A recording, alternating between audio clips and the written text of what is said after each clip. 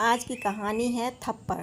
धीरज ने माँ से कहा, जतिन की बहू को समझा दो कि अपने शरीर को अच्छी तरह से ढक कर निकला करे।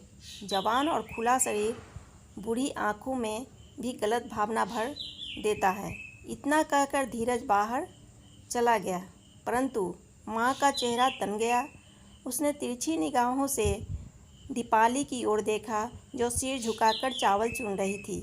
उस समय तो माँ चुपचाप रह गई, लेकिन बाद में दीपाली को अपने कमरे में बुलाकर कहा, बहू, औरत की इज्जत पग पग पर सैकड़ों लोलुप्त आँखों के नीचे से गुजरती है। हर आदमी की आँखें औरत के कपड़े के भीतर झांकने की चेष्टा करती रहती है। कुछ हरकतें ऐसी होती है जिनसे आदमी के चरित्र की पहचान होती है। वैसे इसका कुछ अर्थ निकले या न निकले, पर अकेले में आंचल का बार बार बदन से गिर जाना कुछ दूसरे अर्थ भी देता है। मन की तरह शरीर पर भी नियंत्रण रखना सीखना चाहिए। मम्मी जी, बात यह है कि दीपाली ने सफाई देनी चाहिए। मैं तुमसे कोई सफाई नहीं मांग रही हूँ बहू, ना ही तुम्हें दोषी ठहरा रही हूँ, बल्कि अपने अनुभव से बता रही हूँ कि औरत चाहे तो खुद ही अपनी इज्जत को संभाल सकती है और ऐसे लोगों की नज़रों से बचा भी सकती है। ठीक है मम्मी जी, आगे से आपकी बातों का ध्यान रखूँगी, दीपाली ने कहा। तभी दरवाजे पर हुई दस्तक ने उनका ध्यान भंग कर दिया। जतिन के आ जाने से बातें वहीं खत्म हो गई।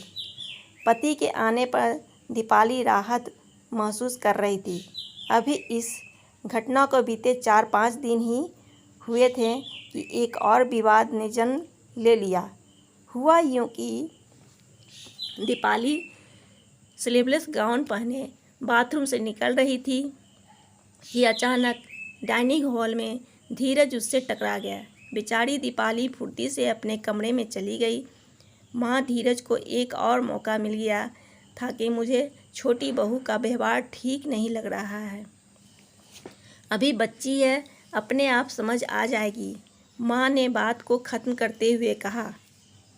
तुम बहुत भोली हो, पर यदि अभी से कंट्रोल नहीं किया गया तो परिवार की इज्जत पर बट्टा लग सकता है, माँ ने धीरज को डपटते हुए कहा। तुम कहना क्या चाहते हो? दीपाली को समझाओ, मर्यादा में रहना सीखे, इसके तौर तरीके कुछ ठीक नहीं है।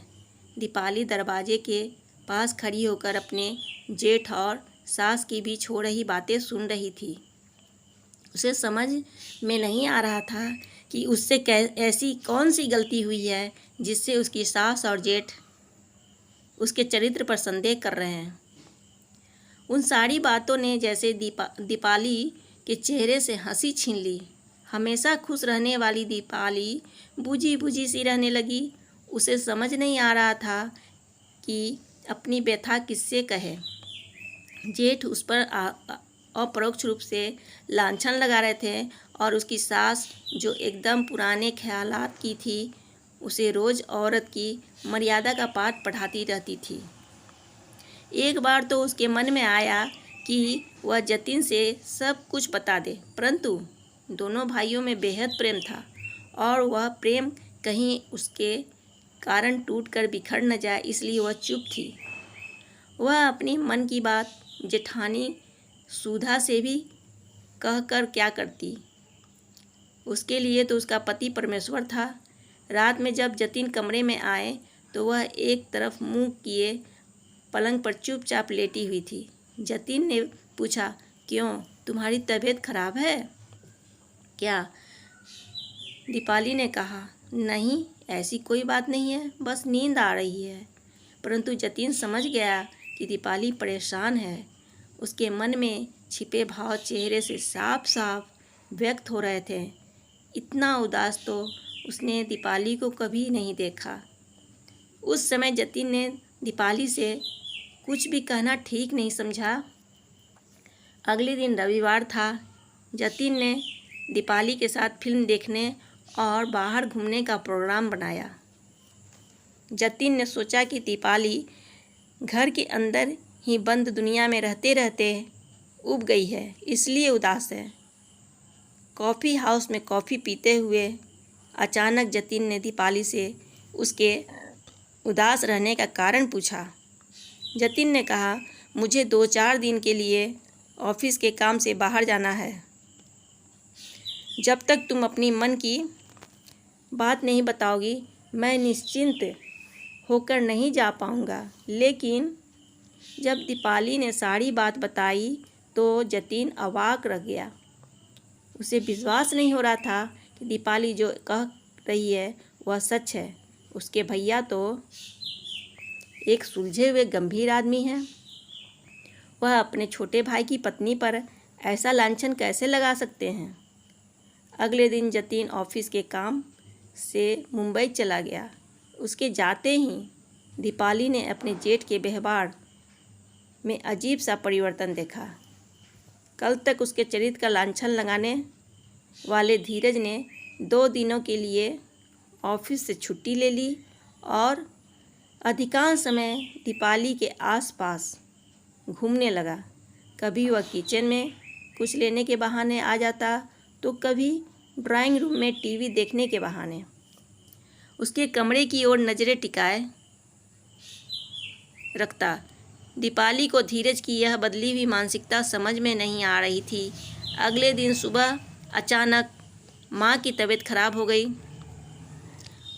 उनके सीने में इतना तेज दर्द हुआ कि धीरज और सुधा को माँ को हॉस्पिटल लेकर जाना पड़ा।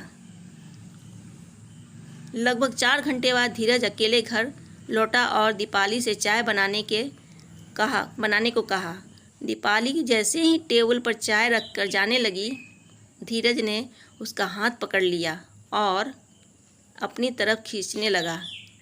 पहले तो दीपाली ने अपना हाथ छुड़ाने का प्रयास किया, लेकिन जब धीरज ने उसका हाथ छोड़ने के बजाय शरीर को पकड़ने की कोशिश की तो दीपाली ने एक झन्नाटेदार थप्पड़ गाल पे जड़ दिया। धीरज को कतई उम्मीद नहीं थी कि छुई मुई सी दिखने वाली दीपाली ऐसा रौद्र रूप ले सकती है। वह नीचे कालीन पर गिरा हुआ अभी संभलने की कोशिश कर ही रहा था कि दीपाली ने उसकी छाती पर अपना पैर रख दिया और बोली, मेरे चरित्र पर लांछन लगाने वाले जेठ जी, तुम खुद कितने चरित्रवान हो यह तो मैं पहले ही दिन समझ गई थी, जब तुमने डाइनिंग हॉल में करीब से जाते हुए मेरे शरीर को छूने की कोशिश की थी। तुमने अपने चरित्र को मुझ पर आरोपित कर मुझे घर में बदनाम करने की कोशिश की है। मेरे चरित्र पर कीचड़ उछाला है, जबकि तुम्हारा चरित्र ही गंदा है और दागदार था। आशा करती हूँ आपको वीडियो पसंद आया हो तो प्लीज़ लाइक, शेयर, सब्सक्राइब और कमेंट करना ना भूलें। Thanks for watching.